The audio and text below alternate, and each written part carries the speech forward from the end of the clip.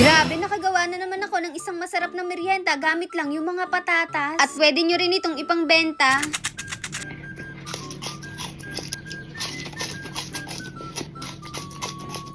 Ngayong araw, wala na naman nga kaming maisip na mimeriendahin. Kaya naisip ko bakit hindi na lang ako magluto. Eto nga't bumili nga lang ako ng 3 patatas, cheese powder at food color. Pero yung food color, hindi ko alam ba't ako bumili niyan. Bali, hinugasan ko nga lang mabuti itong 3 patatas. May naisip kasi ako ditong masarap na pang merienda. At alam nyo ba, pwede nyo nga rin ipangbenta kung mga business-minded kayo. Pagkabalat ko nga dito sa mga patatas, eto't pinaghihiwa ko lang sila. Pero kahit hindi nahiwain, pwede rin naman. Yun nga lang, matagal siyang pakukuluan. Nilagay ko na nga itong mga patatas dito sa aking lutuan na may tubig at nilagyan ko lang ng asin. Yun nga ay para magkaroon na nga ito ng lasa. Pero kung wala kayong asin, pwede naman yung salt. At habang inaantay natin itong lumambot, lilibangin ko muna kayo. Kaso wala mga ate, hindi talaga sanay sumayaw ang ate ayan nyo. Kaya ayan, magluto na lang ulit tayo. Dahil hiniwa-hiwa nga natin itong mga patatas, kaya saglit lang siyang lumambot. Iniahon ko na nga din ito sa mainit na tubig at isinalin dito sa isang lagayan. Dahil imamash naman natin ito. At dito mga ate, hindi tayo gagawa ng mashed potato At sa parting ito mga ate, kailangan ilabas nyo na yung galit nyo sa katabi nyo. Kasi kailangan nating mapino itong mga patatas. Kumbaga dapat smooth yung maging texture niya. Kaya nung madurog ko, eto pinadaan ko pa nga dito sa strainer. Simutin nga lang natin ito dito. Pagkatapos maglalagay na nga tayo dito ng isang itlog at yung cheese powder. Eto nga ay para magkaroon siya ng lasa. Kung gusto nyo mga ate, maglagay pa kayo dito ng asin. Pero sa akin, tamang-tama na yung lasa nito. Naglagay na nga pala ako dyan ng all-purpose flour at saka cornstarch. Yun nga ay para maging crispy itong pinaka-mixture natin.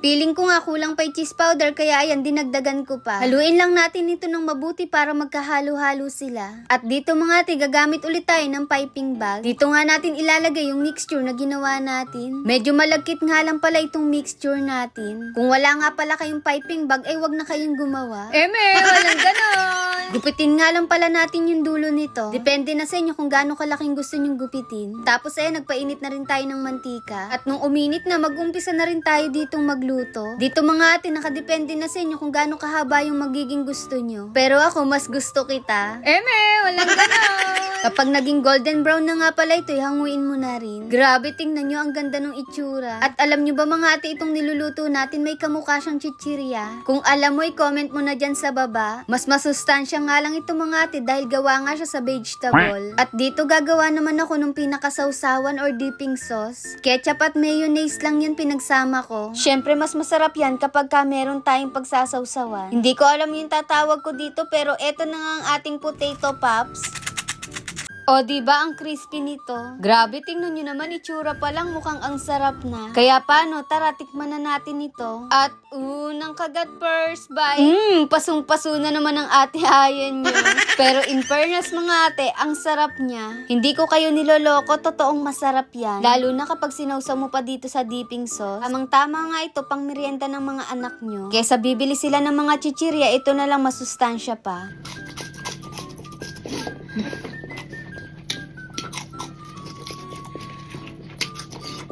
Hap.